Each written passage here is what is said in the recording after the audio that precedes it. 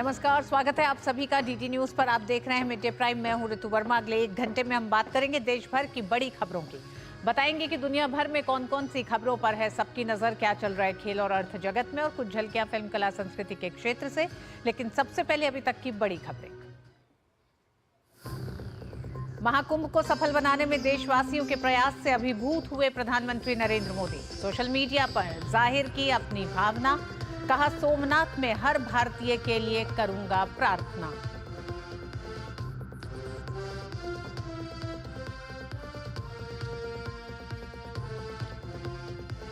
प्रयागराज पहुंचे UP CM Yogi Adityanath. Arail घाट पर स्वच्छता अभियान में हुए शामिल। संगम पर की गंगा आरती। रेल मंत्री अश्विनी वैष्णव ने भी प्रयागराज में रेल कर्मियों से मुलाकात कर महाकुंभ में उत्कृष्ट सेवा के लिए जताया आभार।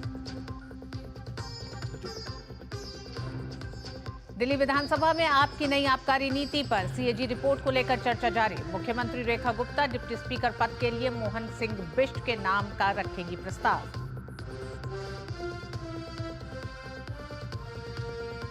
संभल की जामा मस्जिद की रंगाई पुताई पर इलाहाबाद हाई कोर्ट ने एएसआई को दिया निर्देश। मस्जिद के सर्वेक्षण की रिपोर्ट के आधार पर कल होगा फैसला। और संयुक्त राष्ट्र मानवाधिकार परिषद की बैठक में भारत ने पाकिस्तान को लगाई फटकार। कहा असफल देश पाकिस्तान सिर्फ अंतर्राष्ट्रीय सहायता पर है निर्भर।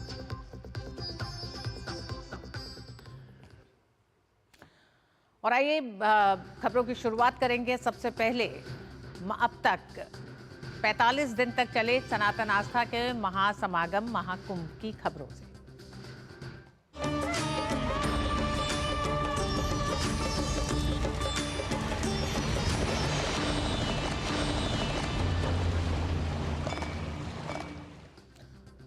और उत्तर प्रदेश के प्रयागराज में 45 दिन तक चले महाकुंभ संपन्न हो गया है। 45 दिन तक चले दिव्य भव्य सनातन पर्व के ने नई आध्यात्मिक ऊंचाइयों को छुआ। इस दौरान 66 करोड़ 30 लाख से अधिक श्रद्धालुओं ने संगम में डुबकी लगाई। इस पूरे आयोजन में कई इतिहास रचे गए। महाकुंभ की सफलता से प्रधानमंत्री नरेंद्र मोदी बेहद अभिभूत हैं। उन्होंने सोशल मीडिया पर अपनी भावनाएं जाहिर की हैं। लिखा है कि 45 दिन का महाकुंभ एकता का महाकुंभ था। देवभक्ति से देशभक्ति की चेतना का साक्षात्कार हुआ। 140 करोड़ देशवासियों की आस्था का पर्व था ये महाकुंभ। तीर्थराज प्रयाग में पवित्र क्षेत्र श्रृंगवेरपुर एकता और समरसता का प्रतीक। श्रृंगवेरपुर में ही प्रभु श्री राम और निषादराज का हुआ था मिलन। देश के कोने कोने से लाखों लाख लोग संगम तट की ओर बढ़े जा रहे थे। हर श्रद्धालु बस एक ही धुन में था कि संगम में स्नान करना है। मां गंगा यमुना सरस्वती की त्रिवेणी हर श्रद्धालु को उमंग, ऊर्जा और विश्वास से भर रही थी। महाकुंभ आधुनिक युग के लिए नए सिरे से अध्ययन का विषय बना है। विश्व में इस तरह के विराट आयोजन की कोई दूसरा उदाहरण नहीं मिलता है। महाकुंभ में युवा पीढ़ी का प्रयागराज पहुंचना एक बड़ा संदेश है, जो भारत की युवा पीढ़ी के बारे में कई संदेश देता है, जिसमें यह पता चलता है कि भारत संस्कार और संस्कृति की वाहक इस समय भारत की युवा पीढ़ी है। साथ ही साथ 45 दिन के इस महाकुंभ को एकता का महाकुंभ बताया है प्रधानमंत्री नरेंद्र मोदी ने। प्रधानमंत्री ने अपने ब्लॉग में महाकुंभ के एक तरह से जितने बड़े बदलाव या जो तमाम आयाम महाकुंभ के हैं उस पर उन्होंने अपना ब्लॉग लिखा है। और उसमें उन्होंने कहा है कि देवभक्ति से देशभक्ति की चेतना का साक्षात्कार हुआ इस 45 दिन में। और सिर्फ देश को नहीं बल्कि दुनिया ने देखा। 140 करोड़ देशवासियों की आस्था का पर्व रहा ये 45 दिन महाकुंभ। साथ ही उन्होंने अपने ब्लॉग में लिखा है कि तीर्थराज प्रयाग में पवित्र क्षेत्र श्रृंगवेरपुर एकता और समरसता का प्रतीक है। उदाहरण देते हुए उन्होंने बताया कि किस तरह से प्रभु राम निषादराज का मिलन हुआ था इस जगह पर, और एकता और समरसता के संदेश को प्रयागराज के महाकुंभ से भी देश दुनिया में दिया गया है। उन्होंने जो बड़ी बातें की उस अपने ब्लॉग में, उसमें आगे उन्होंने बताया कि देश के कोने कोने से लाखों लाख लोग संगम तट की ओर लगातार बढ़ रहे थे। और इस एक तरह से इस बड़ी तादाद में जहां श्रद्धालु पहुंचे हैं, बस एक ही धुन में सभी लोग थे कि संगम तक पहुंचना है। तो किसी को भी संगम तक का सफर तय करने की कठिनाइयां बीच में नहीं आई। मां गंगा, यमुना, सरस्वती की त्रिवेणी हर श्रद्धालु को उमंग, ऊर्जा और विश्वास से भर रही थी। महाकुंभ आधुनिक युग के लिए नए सिरे से अध्ययन का विषय बना है। प्रधानमंत्री ने कहा कि इतनी बड़ी संख्या में लोगों का प्रयागराज पहुंचना शोधकर्ताओं के लिए एक बड़ा विषय है कि किस तरह से बिना किसी निमंत्रण के, बिना किसी आमंत्रण के लोग अपने आप पहुंच रहे थे। विश्व में इस तरह के विराट आयोजन की कोई और तुलना नहीं है।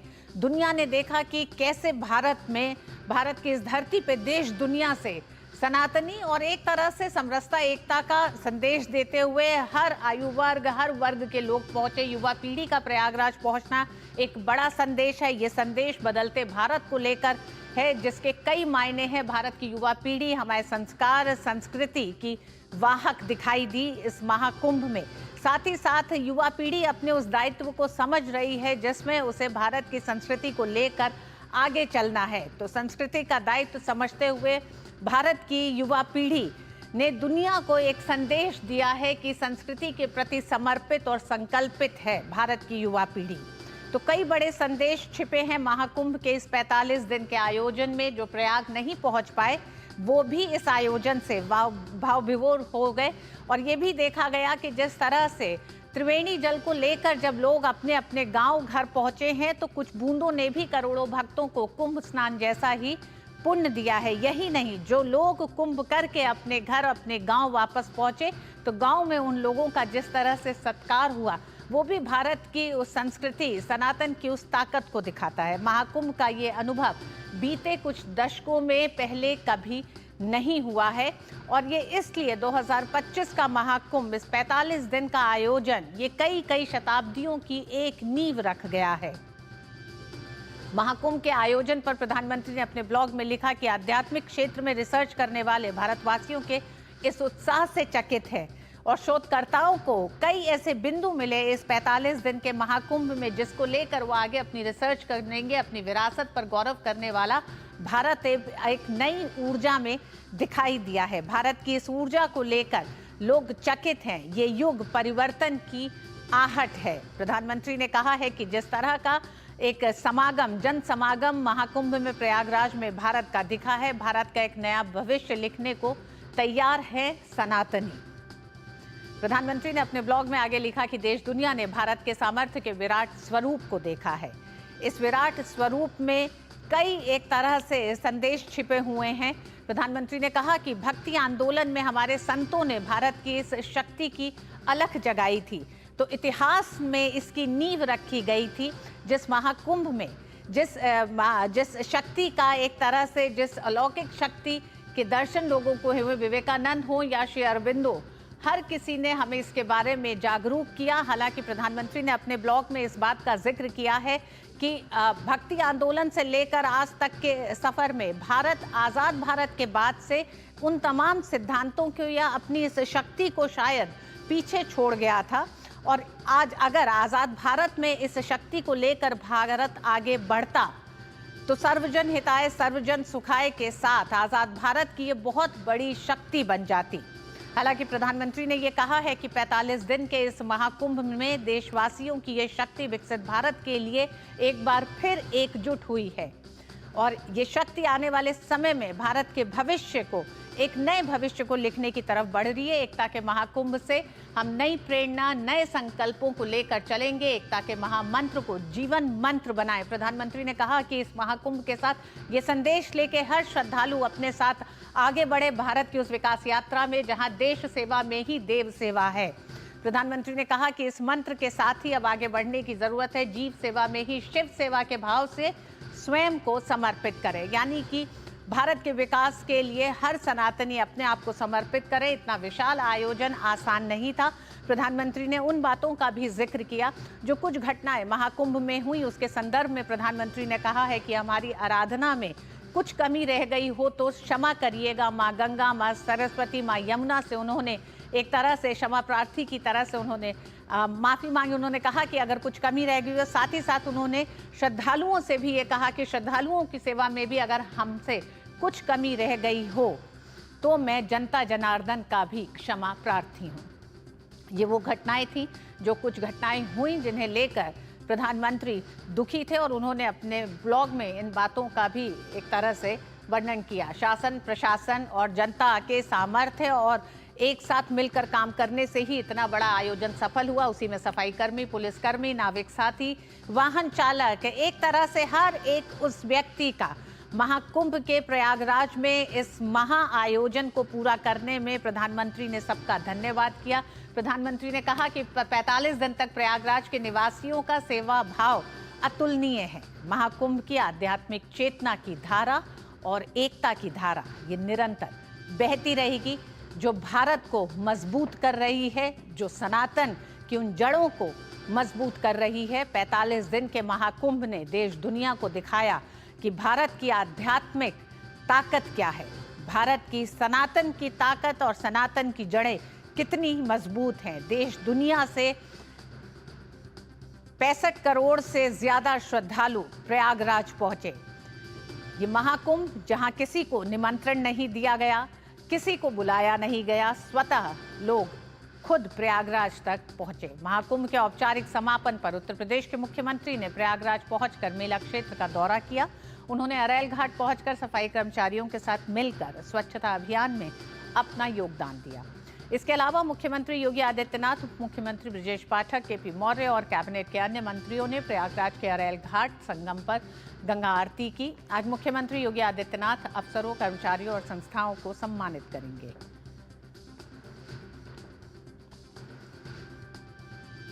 पैंतालीस दिन का महाकुंभ महाशिवरात्रि के पावन स्नान के साथ औपचारिक तौर पर संपन्न हुआ, लेकिन जिस तरह से आज मुख्यमंत्री योगी आदित्यनाथ प्रयागराज पहुंचे हैं, अरैल घाट पर गंगा आरती की मुख्यमंत्री के साथ दोनों ही उप मुख्यमंत्री भी मौजूद हैं, तमाम उनके कैबिनेट के साथी और मौजूद हैं।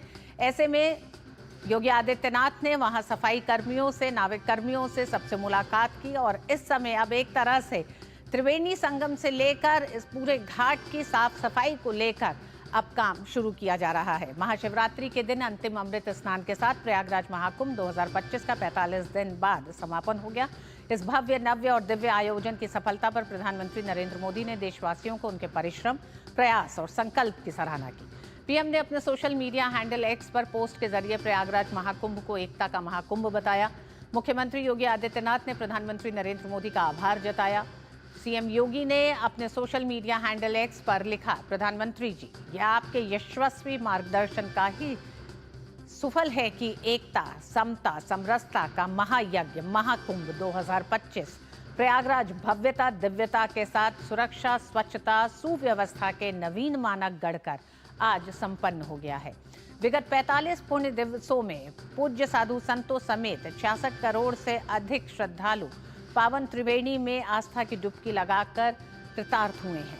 सकल विश्व को सभी जन एक हैं का अमृत संदेश देने वाला ये मानवता का महोत्सव वसुदैव कुटुंबकम के पुण्य भाव के साथ संपूर्ण विश्व को एकता के सूत्र में पिरो रहा है। आपका मार्गदर्शन एवं शुभेच्छाएं हम सभी को सदैव नई ऊर्जा प्रदान करती हैं।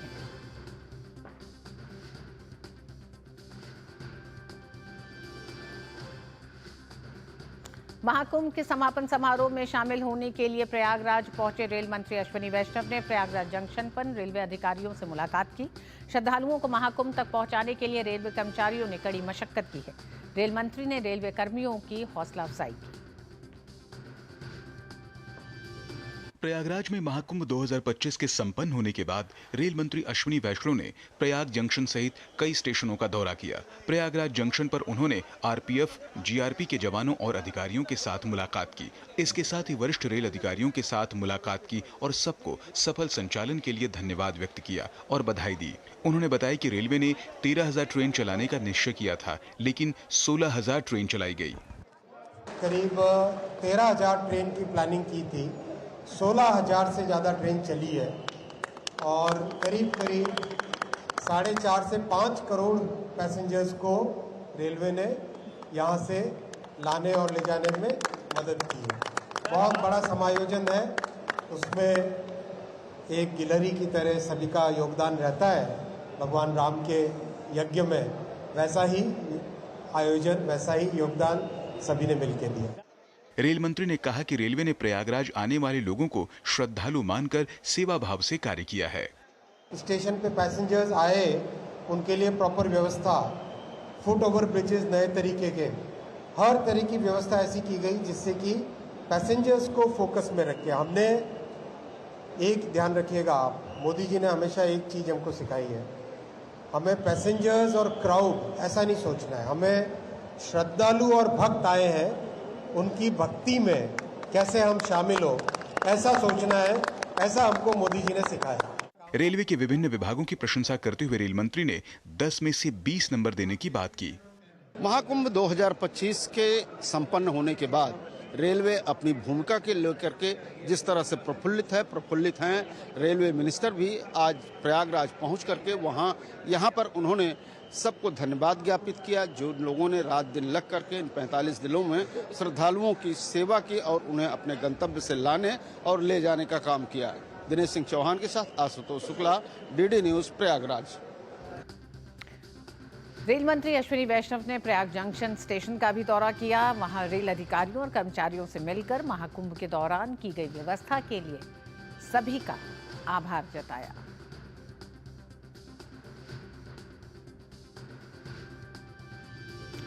और इस खबर पर हमारे साथ जुड़ गए हैं हमारे साथी अश्विनी मिश्र और रामेंद्र सिंह प्रयागराज से। आप दोनों का ही स्वागत है। अश्विनी, सबसे पहले आप ही के पास आना चाहेंगे। 45 दिन का महाकुंभ संपन्न हुआ है, लेकिन आज जिस तरह से मुख्यमंत्री अपने पूरे एक तरह से कैबिनेट के साथियों के साथ, उप मुख्यमंत्री के साथ पहुंचे हैं और साथ ही साथ रेल मंत्री भी वहां पहुंचे हुए हैं, केंद्रीय रेल मंत्री, ऐसे में किस तरह की समीक्षा की जा रही है? क्योंकि साफ सफाई से लेकर व्यवस्थाओं को कैसे अब दोबारा एक तरह से पटरी पर लेके आया जा रहा है, क्योंकि अगर हम प्रयागराज की बात करें तो प्रयागवासियों के लिए भी 45 दिन भले ही सेवा भाव के थे, लेकिन व्यवस्थाओं को एक तरह से एक बार फिर पटरी पे लाने की एक पूरी शुरुआत की जा रही है। निश्चित तौर से ऋतु, और वही कृतज्ञता ज्ञापन, धन्यवाद ज्ञापन के लिए रेल मंत्री अश्विनी वैष्णव पहुंचे। उन्होंने प्रयागराज जंक्शन, प्रयागराज रामबाग जंक्शन और सूबेदारगंज पर रेलवे कर्मचारी, रेलवे परिचालन से जुड़े हुए हर एक अधिकारी, कर्मचारी, संस्थाओं से जुड़े हुए लोग, रेल मित्र, रेल सेवक, चिकित्सा अधिकारी जो रेलवे से जुड़े हुए हैं। अश्विनी, आपको रोकना चाहेंगे क्योंकि इस समय योगी आदित्यनाथ संबोधित कर रहे हैं, इस समय मौजूद है प्रयाग में। रुक करते हैं सीधे वहां। प्रयागराज में देख लिया कि नहीं, आस्था है जिसके बारे में भगवान वेदव्यास ने 5000 साल पहले कहा था। उन्होंने कहा था उस समय भगवान वेदव्यास 5000 साल पहले एक ऐसे महर्षि हुए थे, त्रिकालदर्शी ऋषि हुए थे, जिन्होंने भारत के वैदिक ज्ञान की परंपरा को लिपिबद्ध करके आने वाली पीढ़ी को दिया था, एक संहिताबद्ध करने का काम किया था। भारत के अंदर वेदों को संहिताबद्ध करने का कार्य रहा हो, पुराणों और पुराणों को लिखने की शैली वर्तमान पीढ़ी को देने के लिए इसकी शुरुआत भगवान वेदव्यास ने की। उन्होंने एक बात कही थी 5000 साल पहले, उन्होंने कही थी कि मैं बाहें उठा करके चिल्ला चिल्ला के कह रहा हूं कि धर्म के मार्ग पर चलो, धर्म से ही अर्थ और कामनाओं की पूर्ति हो सकती है। और प्रयागराज महाकुंभ ने भगवान वेदव्यास की इस वाणी को सत्य साबित किया है। लाखों रोजगार मिले हैं। उत्तर प्रदेश की अर्थव्यवस्था में एक नया आयाम छूने के लिए उतावला दिखाई दे रहा है। कौन नहीं आया, किसने नहीं किया? शिवालिक पार्क नगर निगम ने बनाया, जितना इन्वेस्ट किया था उससे कई गुना उसने मुनाफा कमा लिया। ऐसे ही अन्य तमाम स्थानों पर ये चीजें हमें देखने को मिली।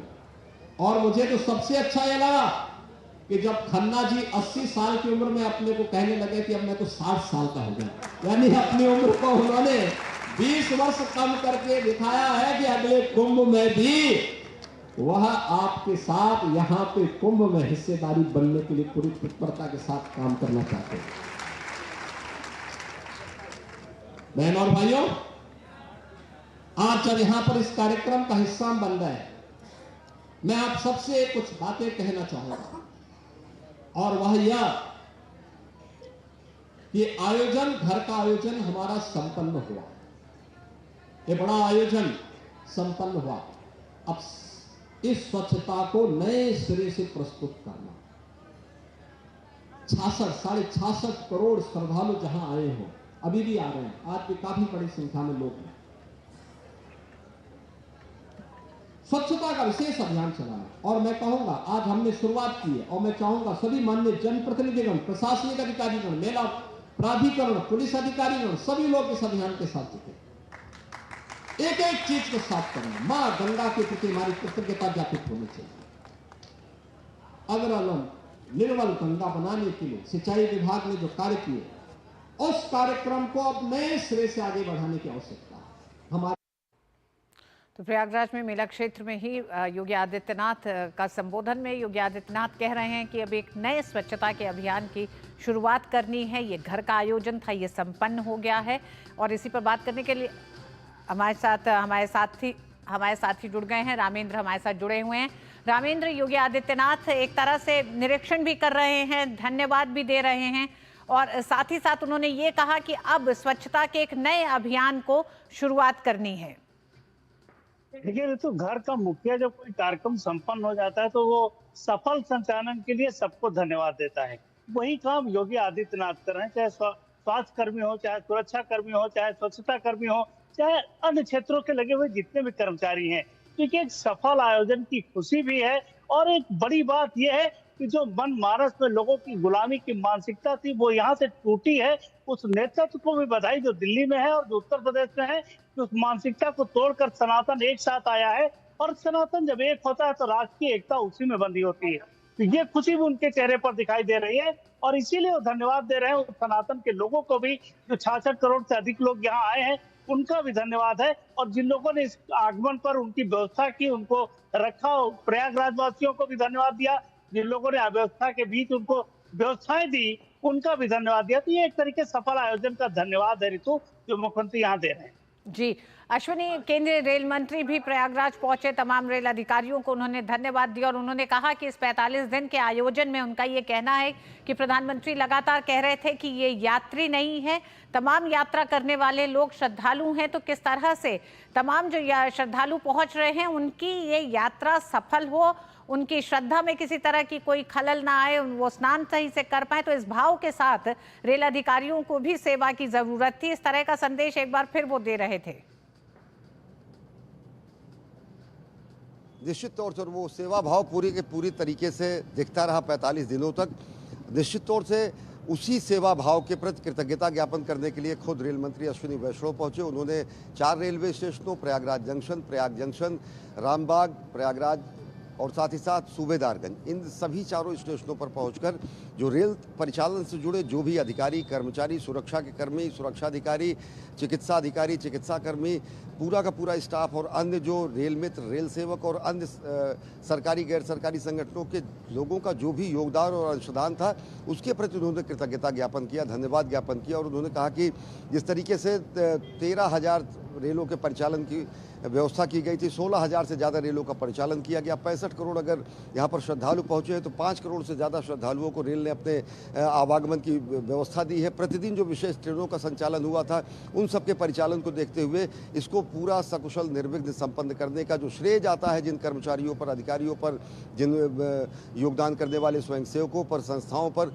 उन सब का उन्होंने हृदय से आभार व्यक्त किया। और व्यक्तिगत रूप से वो सबसे मिले, चाहे वो आरपीएफ के हों, आरपीएसएफ के लोग हों, चिकित्सा अधिकारी हों, पैरामेडिकल नर्सेज हों, स्टाफ हों, रेलवे के अधिकारी हो, रेलवे के परिचालन से जुड़े हुए इंजीनियर्स और अन्य लोग हों, उनसे मिलकर व्यक्तिगत रूप से जाकर इंटीग्रेटेड कंट्रोल सिस्टम में जाकर एक एक व्यवस्थाओं को पहले उन्होंने निरीक्षण किया था और जिनका निरीक्षण करते हुए उन्होंने इस पूरे को संचालन को निर्विघ्न सकुशल संपन्न कराया था, उनका धन्यवाद ज्ञापन किया रेल मंत्री ने और ये कहा कि इतना बड़ा आयोजन बगैर सबके सहयोग के नहीं संभव हो सकता था और वही कृतज्ञता ज्ञापन था। और जिस आयोजन की आप बात कर रहे हैं, मुख्यमंत्री योगी आदित्यनाथ ने एक नई शुरुआत की। अब जबकि महाकुंभ का अवसान हुआ, समाप्ति हुई है, गंगा तट पर फैली हुई जो व्यक्तिगत व्यक्तियों द्वारा, श्रद्धालुओं द्वारा जो गंदगी छोड़ दी गई थी, चाहे वो कपड़े हो चाहे अन्य चीज़ें हो, समूचे मंत्रिमंडल के सहयोगियों के साथ जो वहाँ पर उपस्थित थे, उप मुख्यमंत्री योगी आदित्यनाथ, दोनों उप मुख्यमंत्री और मंत्रिमंडल के कई अन्य सहयोगी, उन्होंने श्रमदान किया। श्रमदान करके एक संदेश दिया समूचे कुंभ को, जो कि स्वस्थ, दिव्य, भव्य, नव्य, डिजिटल, डिवाइन था। अब गंगा तट को पूरी तरीके से अविरल, निर्मल और इस तरीके का बनाया जाए कि माँ गंगा की पवित्रता बनी रहे। माँ गंगा की रेती पर जो ये पूरे के पूरे अस्थायी शहर का निर्माण किया गया था, कोई ऐसा अवसाद, ऐसा गाद, ऐसी चीज़ें वहाँ पर न रही जो कि पर्यावरण के लिए हानिकारक हो, माँ गंगा के पूरे क्षेत्र के लिए हानिकारक हो, तो उसकी भी एक बार शुरुआत की गई है। निश्चित तौर से जो सतत श्रृंखला 45 दिनों तक चली है, उसका भले ही अवसान हुआ हो, लेकिन ये अनवरत जो गंगा यमुना की धारा जैसी सनातन शाश्वत संस्कृति है, उसका जो त्रिवेणी तट का जो मान सम्मान है, जो भारत भारतीयता का अभिमान है, जो पूरे विश्व में हमारी पहचान है, वो सतत, शाश्वत, निरंतर, अजस्र धारा के रूप में बहती रहेगी। और भारत भारतीयता कहीं ना कहीं नए सिरे से व्याख्यायित हुई है। 65 करोड़ लोगों का यहाँ पर आना, 66 करोड़ से ज़्यादा लोगों का यहाँ आना, चरय वेद जो कहा गया है, शुभंकर मंत्र है अपना, नहीं थकना, नहीं रुकना, सतत चलना, यही तो मंत्र है अपना। पूरे लोग एक निष्ठ भाव से लोग यहाँ पहुँचे। उन्होंने स्नान किया, दान किया, व्यवस्था में अंशदान किया, पुण्य के लिए राष्ट्र के कल्याण की कामना की, व्यक्तिगत कल्याण की कामना की और सबसे बड़ी बात की पूरी दुनिया को उन्होंने दिखाया कि कैसे एक निष्ठ, अटूट, अखंड भारत है जो कि एक निष्ठ, ध्येयनिष्ठ तरीके से पहुंचता है, सुव्यवस्थित तरीके से इतने बड़े महापर्व को दुनिया के सामने व्यवस्थित तरीके से रखता है और ये बताता है कि एक भारत श्रेष्ठ भारत, सबल भारत, सशक्त भारत और साथ ही साथ आत्मनिर्भर भारत होते हुए वो संकल्पना जो हम पार कर चलते हैं कि भविष्य में चरितार्थ होगी, जगत गुरु भारत का बिंब भी यहाँ पर दिखा। जी रामेंद्र, 45 दिन के महाकुंभ में जहां एक तरफ शासन, प्रशासन, तमाम संस्थाएं जो इसमें लगातार श्रद्धालुओं की सेवा में और कार्यरत थी, इससे इतर प्रयागवासी, आम जनता जो प्रयाग की है, उसने भी लोगों की, श्रद्धालुओं की बड़ी मदद की, क्योंकि इतनी बड़ी संख्या में लोगों का पहुंचना और जिस तरह से ट्रैफिक की स्थितियां थी, लोगों को कुछ असुविधा भी जो हुई, उसे दूर करने के लिए लोगों ने अपने घरों से पानी दिया, भोजन दिया, लगातार भंडारे लगाए कुछ लोगों ने। तो इस तरह से प्रयागवासियों अब किस तरह से इस 45 दिन के आयोजन के समापन के बाद अब अपने एक तरह से प्रदेश में उन व्यवस्थाओं को ठीक करने में और कैसा महसूस करते हैं? मतलब एक तरह से एक पूरा आयोजन प्रयाग में हुआ, प्रयागवासी उसके होस्ट रहे हैं। ये तो आज हम लोग जब अराइल तक आए हैं तो पुलिस ने कहीं हमको रोका नहीं, पूरे रास्ते खुल गए हैं। तो प्रयागवासियों के लिए भी खुशी होगा जिस तरीके से हम प्रसन्नता के साथ अराइल पहुंचे हैं, जहां मुख्यमंत्री जनसभा को संबोधित कर रहे हैं, स्वच्छता कर्मियों को संबोधित कर रहे हैं और 3 बड़ी उपलब्धियां महाकुंभ में आई हैं। एक तो पेंटिंग बनाई गई, तो लगातार पेंटिंग बनाई गई, उसमें उपलब्धि मिली है और जो स्वच्छता का आंकड़ा रहा वो पूरा पार हो गया। पहले 10,000 था, 19,000 हो गया है। तो जो इस तरीके की उपलब्धियां, 3 उपलब्धियां मिली है, उसको भी मुख्यमंत्री ने स्वीकार किया है। तो प्रयागराज वासी जो है वो इससे भी प्रसन्न है कि वहाँ उनके यहाँ ये महाकुंभ का आयोजन हुआ। कुछ चुनौतियां रही, कुछ समस्याएं रही हैं, लेकिन जैसे आज ट्रैफिक खुला है, शहर पूरा भागने जैसा हो गया है कि लोग अपने वाहनों से सीधे निकल रहे हैं, कोई किसी को रोक नहीं रहा है। स्कूल खुल गए, जो पहला हाई एग्जाम था वो रोक दिया गया था, तो एग्जाम आज से शुरू हो गए हैं, जो इंटरमीडिएट और हाई स्कूल के थे। तो इस तरीके से बहुत सारी चीजें बदल गई हैं प्रयागराज वासियों के लिए। बिल्कुल। अश्विनी, अंत में रहेगी जी, अश्विनी, अंत में प्रयागवासियों के प्यार को लेकर भी श्रद्धालु वापस गए हैं अपनी अपनी जगह। देश विदेश से लोग लौटे जब यहाँ से, तो प्रयाग के उस अनुभव को भी अपने साथ लेके गए हैं। एक तरफ महाकुंभ का अनुभव था, तो दूसरी तरफ प्रयागवासियों का वो प्यार, वो श्रद्धा, वो सेवा भी था जो अपने साथ लेके गए। निश्चित तौर से प्रयाग से वो ऐसी अनुभूति लेके गए हैं जिसमें अतिथि देवो भव की हमारी परंपरा है। ऐसी अनुभूति लेकर गए हैं जो कि सभी धाराओं को यहाँ पर समाहित करती है। ऐसी अनुभूति लेकर गए हैं जो भारत भारतीयता को व्याख्यायित करती है। ऐसी अनुभूति वो सब लेकर गए हैं जो कि ये बताती है कि समूचा भारत, पूरब पश्चिम उत्तर दक्षिण और साथ ही साथ सभी महाद्वीपों के लोग अगर यहाँ पर आते हैं तो कैसे प्रयागराज खुद में आकर्षण नहीं गुरुत्वाकर्षण का केंद्र बन जाता है। कैसे प्रयागराज की जो महिमा शास्त्रों में गाई गई है वो ब्रह्मांड के अंतरिक्ष से भी दिखाई दे रही थी। प्रयागराज की जो कांति है वो पूरी दुनिया में फैली हुई थी। दिगंत में जो व्याप्त था वो अंतरिक्ष से भी दिखाई दे रहा था। ग्रह उपग्रह उसके जो है ग्रहों से दिखाई दे रहा था तो उपग्रह उसकी तस्वीरें ले रहे थे। और जैसा कि रामेंद्र ने कहा कि नए विश्व कीर्तिमान बनाए हैं, नए प्रतिमान गढ़ना, अपने ही प्रतिमानों को फिर से नए प्रतिमान गढ़ के उन प्रतिमानों को तोड़ना, नए विश्व कीर्तिमान बनाना, यही तो प्रयागराज की पहचान है। बिल्कुल अश्विनी, 45 दिन से ज्यादा समय से आप खुद भी प्रयाग हैं तो अब आप भी दिल्ली वापस लौटेंगे, मुलाकात होगी। बहुत बहुत धन्यवाद, क्योंकि प्रयाग के उन तमाम दृश्यों के लिए, उन तमाम अनुभवों के लिए, उस अनुभूति के लिए जो आप हम तक और हमारे दर्शकों तक लगातार पहुंचाते रहे हैं। मिड डे प्राइम में वक्त एक छोटे से ब्रेक का है, आप देखते रहिए डीडी न्यूज।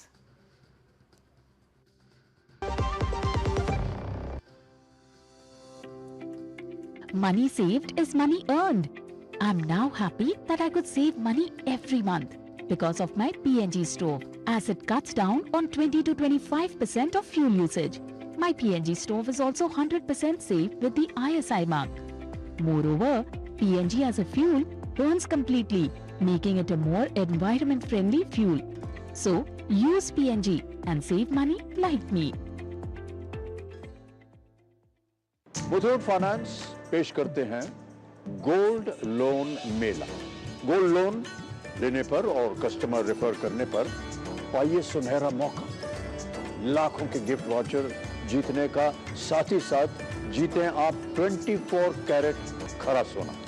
गोल्ड लोन लेने के लिए आज ही मुथूट फाइनेंस की ब्रांच में जाइए या फिर कॉल कीजिए 1-800-313-1212।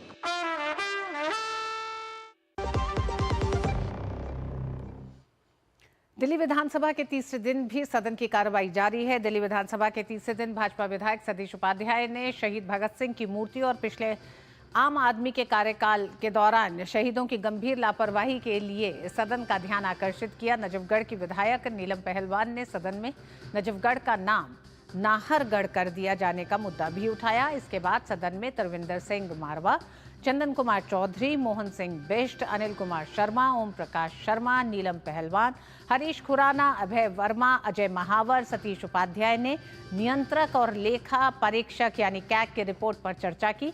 फिलहाल अन्य विधायक भी कैग की रिपोर्ट पर चर्चा कर रहे हैं। भाजपा विधायक सतीश उपाध्याय ने दिल्ली विधानसभा में आप की शराब नीति और भ्रष्टाचार को सदन के सामने रखा। उन्होंने कहा कि दिल्ली की जनता के साथ आम आदमी पार्टी की सरकार ने न केवल धोखा किया है बल्कि जनता का करोड़ों रुपए का कर भी गायब कर दिया है।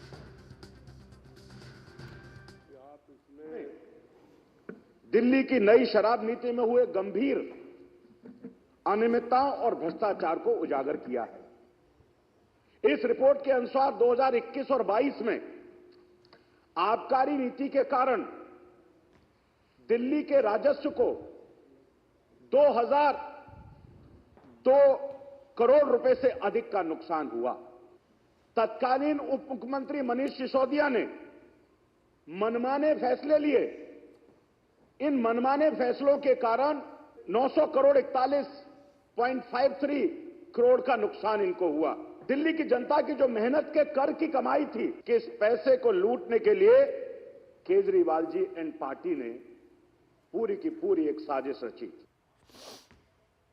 और इस बीच मुख्यमंत्री रेखा गुप्ता आज दिल्ली विधानसभा के उपाध्यक्ष पद के लिए भाजपा विधायक मोहन सिंह बिष्ट के नाम का प्रस्ताव रखेंगी। विधानसभा की कार्यसूची के अनुसार दूसरा प्रस्ताव विधायक अनिल कुमार शर्मा करेंगे। भाजपा विधायक गजेंद्र सिंह यादव इसका समर्थन करेंगे। इसके बाद सदन के सदस्य बतौर उपाध्यक्ष मोहन सिंह बिष्ट को चुनेंगे। मोहन सिंह बिष्ट मुस्तफाबाद विधानसभा क्षेत्र से इस बार विधायक चुने गए हैं। 1998 में करावल नगर से विधायक के रूप में पहला चुनाव जीता था मोहन सिंह बिष्ट ने। मोहन सिंह बिष्ट आज 2015 में आप उम्मीदवार कपिल मिश्रा से हार का सामना करना पड़ा था। मोहन सिंह बिष्ट को आज विधानसभा के उपाध्यक्ष चुने जाएंगे। दिल्ली विधानसभा में विपक्ष की नेता और पूर्व सीएम आतिशी विधानसभा परिसर के बाहर गांधी की प्रतिमा के नीचे अपनी पार्टी के विधायकों के साथ प्रदर्शन कर रही हैं। उनका आरोप है कि स्पीकर के आदेश पर पुलिस आप विधायकों को विधानसभा परिसर में नहीं जाने दे रही है।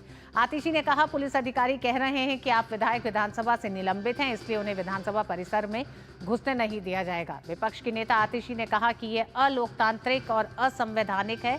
आतिशी ने कहा, आखिर हमें कैसे रोका जा सकता है। विधानसभा अध्यक्ष विजेंद्र गुप्ता ने नवगठित सदन में उपराज्यपाल वीके सक्सेना के उद्घाटन भाषण को बाधित करने के लिए 21 आप विधायकों को निलंबित किया था।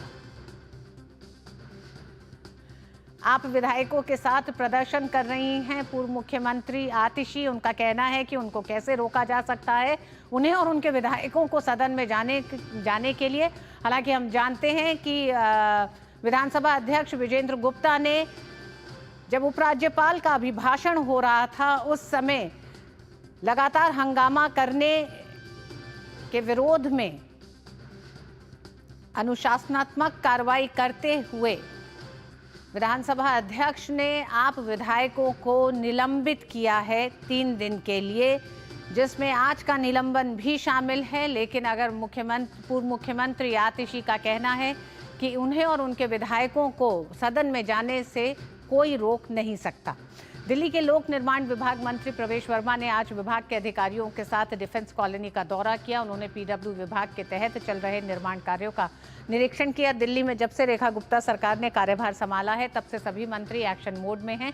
इस सिलसिले में आज पीडब्ल्यूडी मंत्री ने डिफेंस कॉलोनी में निर्माण कार्य का जायजा लिया।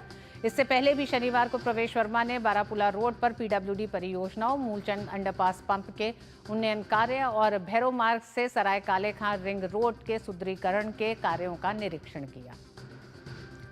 और गिरीश निशाना इन तमाम खबरों पे हमारे साथ जुड़ गए हैं। गिरीश, सबसे पहले तो सवाल यही है कि आतिशी जिस बात का विरोध कर रही हैं, इसका आधार क्या है? क्योंकि हम जानते हैं कि आप विधायकों को निलंबित किया गया था जिस तरह से हंगामा किया जा रहा था उपराज्यपाल के अभिभाषण के दौरान। देखिए, मैं ऋतु आपको बताना चाहूंगा, क्योंकि आतिशी अभी जो है विरोध प्रदर्शन कर रही हैं। शायद वो अपनी सरकार का समय भूल चुकी हैं। जब उनके सामने 8 विधायक बैठते थे तो किस तरह से वो निलंबित कर देते थे, क्योंकि किस तरह की कार्रवाई है, इस पर ज्यादा बात करने के लिए हमारे साथ भाजपा के विधायक सतीश उपाध्याय जी मौजूद हैं, जिन्होंने आज खुद सदन का ध्यान आकर्षित करने के लिए खंडित मूर्ति जैसे मामले उठाए। बात करते हैं सतीश उपाध्याय जी से। सर, आज क्या रहा कार्रवाई? देखिए, कार्रवाई में मेरे ध्यानाकर्षण प्रस्ताव से ही शुरू हुआ था। जिस तरह से आतिशी जी और आम आदमी पार्टी के मुखिया अरविंद केजरीवाल ने, मैं जरा इनको पीछे ले जाना चाहता हूं कि 2014 में पुण्य प्रसून वाजपेयी जी के साथ एक स्टिंग सामने आया था जिसमें कह रहे थे कि बड़ा क्रांतिकारी कदम होगा, भगत सिंह को जरा लंबा चलाइएगा। इन्होंने हमेशा शहीदों को एक राजनीति के लिए यूज करना, ये कौन सी राजनीति है? आप बाबा साहब अम्बेडकर का नाम ले रहे हैं और उनसे आतिशी से पूछिए कि बाहर बैठी हैं, सीएम के कमरे में जाके देख तो लें कि चित्र लगा है कि नहीं लगा। केवल हंगामा खड़ा करना, अराजकता करना, ये पुराने वाला सेशन नहीं है। अब अगर सदन चलेगा तो विधि सम्मत चलेगा, कॉन्स्टिट्यूशनल अप्रोच से चलेगा। अगर आप उसमें हंगामा करेंगे, आप नारेबाजी करेंगे, तो जो व्यवस्था है उस व्यवस्था के तहत आपके खिलाफ कार्रवाई होगी। आपने तो कभी 0 आवर भी नहीं करने दिया, आपने कभी प्रश्नकाल ही नहीं करने दिया, तो आप किससे डिमांड कर रहे हैं? सर, कैग की रिपोर्ट भी रखी गई और उसमें भी आज चर्चा की गई, किस तरह देखते हैं कैग? नहीं, कैग की रिपोर्ट मैंने ही सदन में शुरुआत की थी और उसमें जिस प्रकार से कैग की रिपोर्ट में सारे के सारे विषय वस्तु आई है, जिस तरह से पूरी तरह भ्रष्टाचार हुआ है, जिस तरह से इस सरकार ने भ्रष्ट तरीके से अपने लोगों को लाभ पहुंचाए हैं, जिस तरीके से होलसेलर को कार्टेल बना करके पैसे का लाभ मिला है, दिल्ली की जनता के पैसे का जो उपयोग सड़कों को बनाने में होना था, स्वास्थ्य के लिए होना था, वंचितों के लिए भले के लिए होना था, वो नहीं हुआ और ये सारा का सारा पैसा लोगों की जेब में चला गया। और पॉलिसी अगर आपकी ठीक ही थी तो आपने पॉलिसी बंद क्यों की? तो ये सवाल, कई सारे सवाल पैदा होते हैं। इसलिए जो पैसा इन्होंने गरीबों का लूटा है, दिल्ली के कर का पैसा लूटा है, उस एक एक पैसे का जवाब इनको देना होगा। सर, आतिशी तानाशाही का आरोप लगा रही हैं कि उनको निलंबित कर दिया। अहंकारवादी पार्टी, तानाशाह पार्टी, जिन्होंने सदन में कभी किसी आवाज को नहीं चलने दिया, तो आज तानाशाही की बात कर रही हैं। थोड़ा अपना समय याद कर लेते।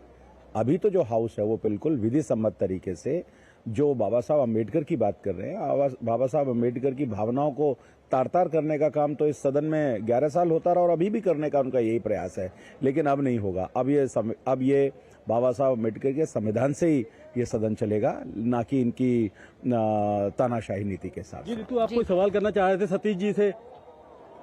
जी सतीश जी चले गए गिरीश, लेकिन बड़ा सवाल यह है कि 14 कैग रिपोर्ट में से एक रिपोर्ट पेश की गई है, 3 दिन के लिए बढ़ाया गया है सत्र को, तो किस तरह से अन्य जो रिपोर्टें हैं वो कब तक सामने आएंगी जनता के? देखिए, अगर आज की बात की जाए तो केवल आज उस जो पहली कैग रिपोर्ट पेश की गई थी उस पर चर्चा की जा रही है और अभी लंच के बाद डिप्टी स्पीकर का चुनाव होना है और जो दिल्ली की मुख्यमंत्री हैं रेखा गुप्ता, वो मोहन सिंह बिष्ट जो मुस्तफाबाद से विधायक हैं उनका नाम प्रस्ताव में रखेंगी और जो मनजिंदर सिंह सिरसा हैं दिल्ली सरकार के मंत्री, वो उस प्रस्ताव का समर्थन करेंगे और लंच के बाद कह सकते हैं कि दिल्ली विधानसभा का उपाध्यक्ष भी मिल जाएगा और जल्द ही, क्योंकि अभी इस सेशन को 2 दिन के लिए और बढ़ाया गया है, यानी कि कल चलेगा शुक्रवार को, उसके बाद अगला जो दिन होगा वो सोमवार का दिन होगा, यानी कि 2 दिनों के अंदर उम्मीद है कि कैग की अन्य रिपोर्ट भी पेश की जाएंगी और धीरे धीरे जिस तरह से परत दर परत मामले सामने आ रहे हैं, किस तरह से दिल्ली के अंदर अनियमितताएं बढ़ती गई, वो चीजें बिल्कुल सामने आ जाएंगी। जी गिरीश, बहुत बहुत धन्यवाद गिरीश इस तमाम जानकारी के लिए। दिल्ली विधानसभा सत्र जारी है और आज कैग रिपोर्ट पर इस समय दिल्ली विधानसभा में चर्चा जारी है।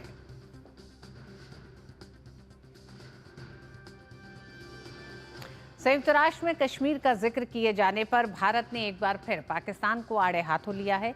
जिनेवा में आयोजित संयुक्त राष्ट्र मानवाधिकार परिषद की बैठक में संयुक्त राष्ट्र में भारत के स्थायी मिशन के अधिकारी क्षितिज त्यागी ने जम्मू कश्मीर के मुद्दे पर बोलने के लिए पाकिस्तान को जमकर खरी खोटी सुनाई। उन्होंने कहा, भारत पाकिस्तान द्वारा किए गए निराधार और दुर्भावनापूर्ण आरोपों के संबंध में अपने जवाब के अधिकार का इस्तेमाल कर रहा है।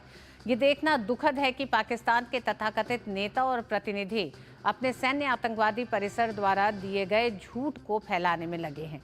इस दौरान उन्होंने कहा कि पाकिस्तान एक असफल देश है जो दूसरे देशों के दान के पैसों पर जिंदा है। ऐसा देश भारत को तो नसीहत ना ही दे। इसके अलावा क्षितिज त्यागी ने कहा कि पाकिस्तान OIC को अपना मुखपत्र बताकर उसका मजाक उड़ा रहा है। जम्मू कश्मीर और लद्दाख हमेशा भारत का अभिन्न और अविभाज्य अंग बने रहेंगे। पिछले कुछ वर्षों में जम्मू कश्मीर में हुई अभूतपूर्व राजनीतिक, सामाजिक, आर्थिक प्रगति अपने आप में सब कुछ बताती है। ये सफलताएं दशकों से पाकिस्तान प्रायोजित आतंकवाद से त्रस्त इस क्षेत्र में सामान्य स्थिति लाने की सरकार की प्रतिबद्धता में लोगों के भरोसे का प्रमाण है। It is unfortunate that this council's time continues to be wasted by a failed state which thrives on instability and survives on international handouts. Its rhetoric reeks of hypocrisy, its actions of inhumanity, and its governance of incompetence. India remains focused on democracy, progress, and ensuring dignity for its people, values that Pakistan would do well to learn from.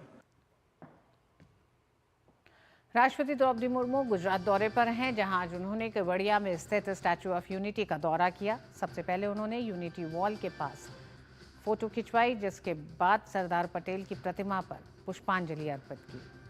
इसके बाद ही राष्ट्रपति ने viewing gallery से statue of unity के आंतरिक भाग की जानकारी भी ली।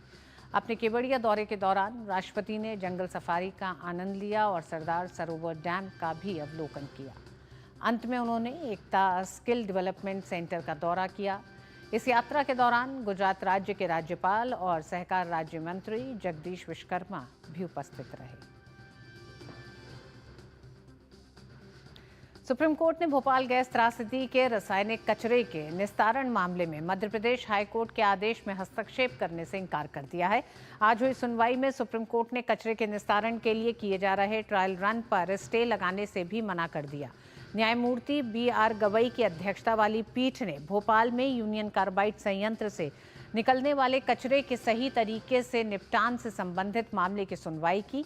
न्यायमूर्ति गवई इस पर पहले से ही मध्य प्रदेश हाईकोर्ट द्वारा निगरानी रखी जा रही है और याचिकाकर्ता अपनी शिकायतें उच्च न्यायालय के समक्ष ही उठा सकते हैं, ऐसा उन्होंने कहा। दरअसल जबलपुर हाईकोर्ट ने भोपाल गैस त्रासदी से उत्पन्न रासायनिक कचरे का पीतमपुर में निस्तारण के लिए ट्रायल रन शुरू करने की अनुमति दी थी, जिसके खिलाफ सुप्रीम कोर्ट में याचिका दायर की गई थी।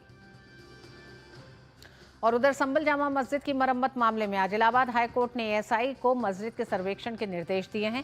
हाईकोर्ट ने एएसआई से मस्जिद की रंगाई पुताई की आवश्यकता की जानकारी मांगी है। एएसआई आज मस्जिद का सर्वेक्षण कर सकती है। कल एएसआई की रिपोर्ट के आधार पर हाईकोर्ट निर्णय लेगा। इससे पहले मस्जिद कमेटी ने भारतीय पुरातत्व विभाग को पत्र भेजकर रंगाई पुताई कराने की अनुमति मांगी थी, जिस पर डीएम ने कहा था कि जब तक न्यायालय से कोई अनुमति नहीं मिलती है तब तक विवादित ढांचे से छेड़छाड़ नहीं होने दी जाएगी। हाईकोर्ट में सुनवाई के बाद जामा मस्जिद भारी पुलिस फोर्स मौजूद है। पुणे पुलिस ने स्वारगेट बस अड्डा पर राज्य परिवहन की एक बस के अंदर 26 वर्षीय महिला से बलात्कार करने के आरोपी कुख्यात बदमाश की गिरफ्तारी में मदद के लिए सूचना देने वाले को 1 लाख रुपए का इनाम देने की घोषणा की है। पुलिस ने कहा है कि आरोपी दत्तात्रेय रामदास गाड़े की तलाश में पुलिस की 13 टीम जुटी हुई हैं। वह मंगलवार की सुबह हुई घटना के बाद से फरार है। पुणे के पुलिस आयुक्त अमितेश कुमार ने कहा कि आरोपी के बारे में सूचना देने वाले को 1 लाख रुपए का इनाम दिया जाएगा। एक अन्य पुलिस अधिकारी ने बताया कि गाड़े के बारे में सूचना देने वाले का नाम गुप्त रखा जाएगा। गाड़े के खिलाफ पुणे और पास के अहिल्यानगर जिले में चोरी, डकैती और चेन झपटमारी के आधा दर्जन मामले दर्ज हैं और वह इनमें से एक अपराध में 2019 से जमानत पर बाहर है। बहुचर्चित विजयनगर ब्लैकमेल कांड में पुलिस ने बड़ी कार्रवाई करते हुए 5 आरोपियों को अजमेर की पॉक्सो कोर्ट में पेश किया। इनमें आरोपी पूर्व पार्षद हकीम कुरैशी, करीम आशिक, कैफे संचालन श्रवण और जावेद शामिल हैं। कड़ी सुरक्षा के बीच सभी आरोपियों को कोर्ट में पेश किया गया। यहां न्यायालय ने पूर्व पार्षद हकीम कुरैशी को 5 दिन की पुलिस रिमांड पर भेज दिया है, जबकि अन्य 4 आरोपियों को न्यायिक अभिरक्षा में सौंप दिया गया है। इस मामले की गंभीरता को देखते हुए कोर्ट परिसर में सुरक्षा के पुख्ता इंतजाम किए गए थे। 4 थानों की पुलिस टीम तैनात की गई थी। मामले में अब तक 9 आरोपियों की गिरफ्तारी हो चुकी है, जबकि 3 नाबालिगों को बाल सुधार गृह में भेजा गया। दरअसल ये मामला एक ब्लैकमेलिंग और आपराधिक साजिश से जुड़ा हुआ है, जिसमें आरोपियों पर आपत्तिजनक वीडियो बनाकर पैसे वसूलने और धमकी देने के आरोप लगे हैं। पूरे प्रकरण के अंदर कुल 12 आरोपियों को गिरफ्तार किया जा चुका है, जिसमें से 8 बालिग हैं और 3 नाबालिग। 3 नाबालिगों को किशोर न्याय बोर्ड में पेश किया जा चुका है। गिरफ्तार आरोपियों में से कल एक और आरोपी जावेद को गिरफ्तार किया गया था, जिसको आज माननीय न्यायालय में पेश किया गया। आज कुल 5 आरोपियों को पेश किया गया, जिसमें से हकीम कुरैशी जो पूर्व पार्षद है, उससे कुछ अनुसंधान अभी शेष है, कुछ सस्पिशियस दिखा है, तो उस पर हम इन्वेस्टिगेशन कर रहे हैं। तो उसके लिए माननीय न्यायालय से पीसी मांगा गया, तो 5 दिन का पुलिस रिमांड दिया गया है। बाकी सभी आरोपियों को उन्होंने जेल भेज दिया। दिल्ली में पहली बार अंतर्राष्ट्रीय रेडियोलॉजी सम्मेलन का आयोजन हो रहा है। आज से शुरू हुए सम्मेलन का समापन 1 मार्च को होगा। इस सम्मेलन में विशेषज्ञ गैलेक्टिक कॉस्मिक किरणों GCR के प्रभाव पर चर्चा की जाएगी। गैलेक्टिक कॉस्मिक किरणें अंतरिक्ष यात्रियों के स्वास्थ्य के लिए गंभीर खतरा बन सकती हैं। इससे कैंसर का खतरा बना रहता है। भारत सरकार के मुख्य वैज्ञानिक सलाहकार प्रोफेसर अजय कुमार सूद ने डीडी न्यूज से अंतरिक्ष विकिरण चुनौतियों के महत्व पर विस्तार से चर्चा की। मेरे साथ इस वक्त मौजूद है प्रोफेसर अजय सूद सर। सबसे पहले तो ये बताइए, ये इंटरनेशनल रेडियो बायोलॉजी कॉन्फ्रेंस जो है पहली बार भारत में हो रहा है, ये अपने आप में एक अलग तरीके का महत्वपूर्ण है, क्योंकि कटिंग एज टेक्नोलॉजी भारत में और इतने बड़े बड़े लोग जो आ रहे हैं, ये शायद दर्शाता कि भारत पहुंच चुका है स्पेस सेक्टर में। नहीं, बिल्कुल आपने देखा कि जिस तरह से हमने चंद्रयान 3, आदित्य L1 और कितने गगनयान मिशन ये सब लगाए इंडिया में हो रहे हैं, इसको बिल्कुल आपको बताता है कि हमारा जो अभियान है स्पेस सेक्टर में बहुत तेज़ी से बढ़ रहा है और इसमें गवर्नमेंट ऑफ इंडिया की कंप्लीट सपोर्ट है, एनकरेजमेंट है। स्पेस सेक्टर में हम प्राइवेट इंडस्ट्रीज़ को ला रहे हैं और इन सब से हमारी जो स्पेस एक्सप्लोरेशन है, ह्यूमन जो आदमियों की ह्यूमन स्पेस एक्सप्लोरेशन है, वो और बढ़ेगी। जब ये ह्यूमंस और ज़्यादा जाएंगे, एस्ट्रोनॉट्स जाएंगे, तो उसमें जो रेडिएशन इफ़ेक्ट्स हैं वो स्वाभाविक है कि उनको हमें समझना है, उनका क्या असर होगा और ये सब जानना ज़रूरी है जो इस कॉन्फ्रेंस में होगा। इसके साथ साथ एक जो बहुत इम्पॉर्टेंट स्पिन ऑफ है वो है कि इन रेडिएशन जैसे कार्बन थेरेपी और प्रोटॉन थेरेपी, हेड्रॉन थेरेपी, इनका कैंसर थेरेपी से हम कैसे जोड़ सकते हैं जो कि इकोनॉमिकल हो और जिससे हमें बहुत ज़्यादा फ़ायदा मिले। तो इसमें आपकी एक हाई एंड साइंस है, हाई एंड एप्लीकेशन है और एक बहुत ही ज़रूरी चीज़ है जो अगर हमने स्पेस सेक्टर में आगे बढ़ना है। स्पेस सेक्टर में आगे बढ़ना, आपने कहा सर ऑलमोस्ट 300 के करीब स्पेस स्टार्टअप्स हमारे पास हैं और डीप टेक है सारे। ये बताइए ये जो कॉन्फ्रेंस है, इस तरीके के जो कटिंग एज कॉन्फ्रेंस है, पहली बार भारत में हो रहा है, ये कितना इन लोगों को भी मदद मिलेगा? ये आपने कहा मेडिकल साइंस से भी फायदा है, न्यूक्लियर साइंस इसमें बहुत अहम भूमिका लेगा, तो ये सब चीजें थोड़ा सा डिटेल बताइए कि सरकार किस तरीके से आगे बढ़ रही है इन चीजों में। जी देखिए, ये जो सब्जेक्ट है ये बहुत मल्टी डिसिप्लिनरी है, जैसे हमने कहा, तो इसमें इंटरनेशनल कोऑपरेशन की बहुत ज़्यादा ज़रूरत है, क्योंकि आप अभी सारे जैसे हमारा नासा, इसरो, जैक्सा और यूरोपियन स्पेस एजेंसी की कोऑपरेशन तो ऑलरेडी काफ़ी बढ़ रही है और उस कोऑपरेशन में ये जो रेडिएशन बायोलॉजी इफ़ेक्ट्स हैं ये भी साथ में किए जाएंगे और जो इंटरनेशनल पार्टिसिपेशन है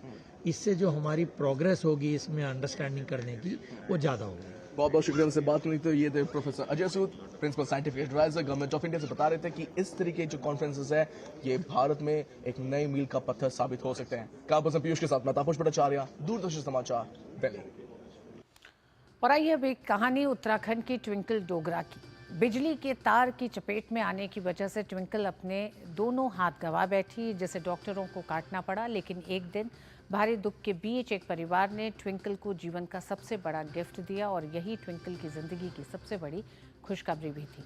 आइए इस एक्सक्लूसिव रिपोर्ट में देखते हैं कि किस तरह से अंगदान का महादान और डॉक्टरों की कुशलता से ट्विंकल को मिली है एक नई जिंदगी। ट्विंकल की आंखों से गम के बादल अब छटने लगे हैं। जिंदगी जीने की नई लालसा अब परवान चढ़ने लगी है। उत्तराखंड की ट्विंकल डोगरा की कहानी उस इंसानियत की बेमिसाल कहानी है जिसे जात, मजहब और क्षेत्र की सरहद में कैद नहीं किया जा सकता। ये इंसान के लिए इंसान के देवता बनने की कहानी है। 2014 में बिजली के तार की दुर्घटना में अपने दोनों हाथ गंवाने वाली ट्विंकल डोगरा के लिए हैंड ट्रांसप्लांट सर्जरी वरदान साबित हुई। सर्जरी के माध्यम से ट्विंकल को उसके दोनों हाथ मिल गए हैं। 31 दिसंबर 2024 को मुझे ऑपरेशन के लिए ले गए और 1 जनवरी 2025 को मेरे हैंड्स लग गए थे। और इन सब चीज़ों के पीछे बहुत सारी मेहनत थी मोहित शर्मा सर और उनकी पूरी मेडिकल टीम की। और सबसे बड़ी बात, जो रिस्पेक्टेड डोनर हैं, अगर उन्होंने हैंड्स डोनेट नहीं किए होते, उनकी फैमिली ने कंसेंट नहीं दिया होता, तो आज मेरे हैंड्स नहीं लग पाते। हैंड ट्रांसप्लांट सर्जरी के बाद ट्विंकल डॉक्टरों की निगरानी में है। डॉक्टरों के मुताबिक ट्विंकल को पूरी तरह से रिकवर होने में अभी वक्त लगेगा। तो जितने ऊपर हाथ लगते हैं उतना ही देर से मूवमेंट आता है और उतना ही कम मूवमेंट आता है, क्योंकि जो हमारी नसें हैं वो 1 मिलीमीटर पर डे के हिसाब से ग्रो करती हैं। तो धीरे धीरे हमें ऐसा लगता है कि 6 महीने में तो उनका एल्बो का मूवमेंट शुरू हो जाएगा और 10 से 12 महीने में उंगलियों का मूवमेंट शुरू हो जाएगा और 1.5 साल तक इतनी शक्ति आ जाएगी कि वो अपना खुद का काम खुद कर पाएँ। बेहद दिलचस्प है ट्विंकल और उनके हाथ दान करने वाले की कहानी। उत्तराखंड के ऋषिकेश के एम्स में ट्विंकल डोगरा पीएचडी स्कॉलर थी। जिंदगी के कई सपने उनकी आंखों में थे, लेकिन एक दिन सब कुछ बदल गया। ट्विंकल बिजली के तार की चपेट में आ गईं और इस हादसे में ट्विंकल अपने दोनों हाथ गंवा बैठी। ट्विंकल के लिए वक्त अचानक ठहर गया। कैलेंडर में तारीख बदलती, साल बदलते, लेकिन ट्विंकल के गमों का बोझ कम नहीं होता। हंसती खिलखिलाती ट्विंकल उदासी के घुप अंधेरे में खो गई थी, लेकिन रात चाहे कितनी अंधेरी हो, सुबह का निकलना तय है। नवंबर दिसंबर में हम लोग वहाँ कोची गए, अमृता हॉस्पिटल कोची, और हमने मोहित सर से मिले। सर ने हमें टेस्ट बताए, हमने वो सारे टेस्ट करवाए, जिसके बाद पता चला कि मैं एलिजिबल हूँ हैंड ट्रांसप्लांट के लिए। अक्सर जो होता है वही हुआ। ट्विंकल को भी इंतजार का फल मीठा मिला। 2024 यानी पिछले साल सेना के एक अधिकारी की पत्नी की ब्रेन हेमरेज की वजह से मौत हो गई थी, लेकिन परिवार अंगदान का महादान कर दूसरों की जिंदगी को रोशन होते हुए देखना चाहता था। तो हम हमारे पेशेंट्स जो हमारे पास हैंड ट्रांसप्लांट के लिए आते हैं हम उनको साइकाइट्री के पास भेजते हैं, एक साइकोलॉजिकल इवैल्यूएशन के लिए भेजते हैं कि पेशेंट फिट है क्या सर्जरी के लिए, मतलब इनके आसपास ऐसी सपोर्ट सिस्टम है कि ये सर्जरी के बाद भी इनको ज़िंदगी भर इनके साथ रहे। ऑलमोस्ट 50% डिफरेंस था। ट्विंकल की नलियाँ बहुत छोटी छोटी थी और जोड़ने में हमें काफ़ी डिफ़िकल्टी आई या कठिनता हुई हमें, परंतु अल्टीमेटली हमने किया और रिजल्ट आपके सामने है। बस ट्विंकल के लिए काली बदरी के बीच जीवन का प्रकाश चमक उठा। डॉक्टरों ने महादानी के दोनों हाथ ट्विंकल के हाथ बना दिए। आज अमृता हॉस्पिटल और एक डोनर के जीवन दान से ट्विंकल को एक नई जिंदगी मिली है। ट्विंकल डोगरा की कहानी प्रेरणा देती है उन लोगों के लिए जिन्होंने किसी हादसे में अपने अंगों को खो दिया है, तो निराश ना हो, उम्मीद रखें। और दूसरा मैसेज अंग दान करने वाले लोगों के लिए भी है कि आप अपनी मर्जी से अंग दान करें, कि अंग दान करते हैं तो कहीं ना कहीं और लोगों के लिए भी जीवन में कई प्रेरणा और कई रास्ते देता है। कैमरामैन आनंद कश्यप के साथ अमरेंद्र गुप्ता, डीडी न्यूज, दिल्ली। अमेरिकी राष्ट्रपति डोनाल्ड ट्रंप ने घोषणा की है कि यूक्रेन के राष्ट्रपति व्लादिमीर ज़ेलेंस्की शुक्रवार को व्हाइट हाउस का दौरा करेंगे और अपने देश के दुर्लभ खनिजों पर अमेरिकी अधिकार देने वाले समझौते पर हस्ताक्षर करेंगे। कल व्हाइट हाउस में अपने मंत्रिमंडल की पहली बैठक में राष्ट्रपति ट्रंप ने कहा कि सभी पर काम किया गया है और वे लोगों की हत्या रोकने के लिए रूस और यूक्रेन के साथ समझौता करने जा रहे हैं। उन्होंने ये भी कहा कि अमेरिका ने यूक्रेन की मदद के लिए यूरोप से अधिक खर्च किए हैं।